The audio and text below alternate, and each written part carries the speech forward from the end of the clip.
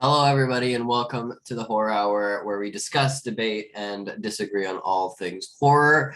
My name is Yousef, and as you can see, I am in your computer all by myself because I killed all of the other Horror Hour members, like the horny grandma in the movie that I am about to review.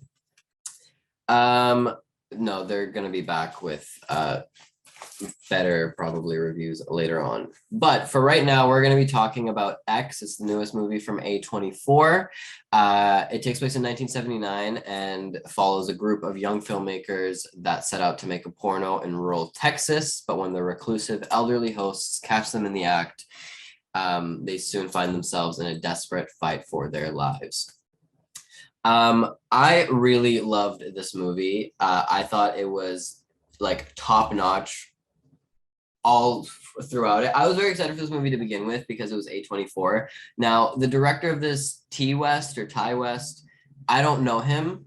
I know a lot of people love him, so I love him now, and I think the cast also is great. So I was excited from the get-go, but this really kind of exceeded my expectations and is like one of the first like true art films of 2022.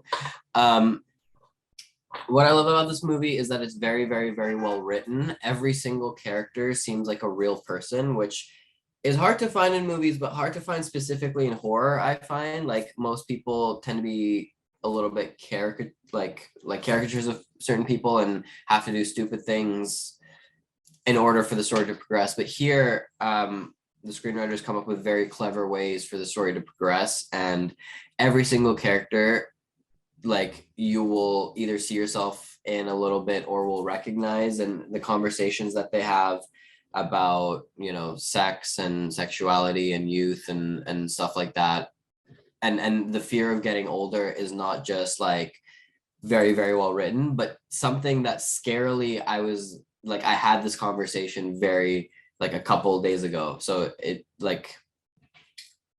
felt very real, which I loved. The entire cast was great. I love Jenna Ortega. I mean, she's just killing, no pun intended, all of the horror things. She was great in Scream. She was great in this. Mia Goth. Remember Mia Goth? She like did that stupid Gore Verbinski movie and then like disappeared, just like her eyebrows. But now she's back, and she was very, very, very, very good in this film. But I think the standout in this film was Brittany Snow, who I was like, where do I know her from? And I know her from Pitch Perfect. So the bitch from Pitch Perfect is now playing a porn star in this movie, and it's such a 180 from her character in those films, and she just does such a good job. And I think she's kind of the one that guides the story forward for me, at least, and kept me the most kind of captivated. If I had to have a negative on this film, I'd say unfortunately Kid Cudi still cannot act. Um, it's funny because Kid Cudi's in so many things now. Like, I feel he's trying to become an actor, and he executive produced this film, but he chooses his projects really well. Like, everything he's in is good, but the problem is he's not good in it. I think his progression as an actor is getting better. Like, he was definitely better here than he was in the Luca Guadagnino show, but it, especially compared to Ortega, Goth, and Snow, and Henderson, and Campbell, and the rest of the cast, he certainly was like a little bit of a weak spot in the film.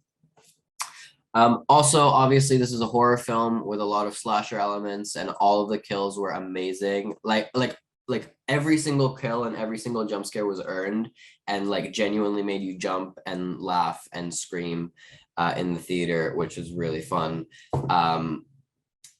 I remember you talking about going to the press screening for Scream and it being like kind of silent. This was my first press screening, and I was expecting that, and everybody in the theater was just having a blast because of all of the kills. And I think what makes the kills so good also is the movie's very well paced. It takes its time in the beginning. It's about an hour 45 minutes, but you genuinely like, it's very well paced, which again goes to the writing and everything. And on another note, I've been noticing editing a lot in films recently, and the editing in this film is like really, really, really, really good. So if you get a chance to see it, please, please, please do. It hits theaters this Friday, March 18th, 2022. It's A24. You know it's good. Like, you know it's going to be good.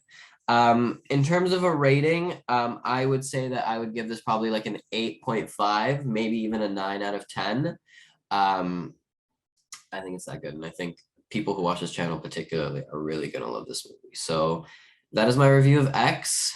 If you've seen it, tell us what you think in the comments. Don't spoil anything because that's not fun.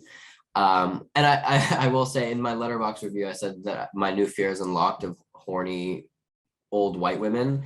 And like, yeah, you will be afraid of little old ladies after this film. So get ready. Take your grandma. Why not? Make it fun. So yeah, that is my review. Thank you for watching. Subscribe to this channel. We have so much more horror-y goodness. There's other hosts if you don't like me, which, I mean, how can you not? I'm so great. And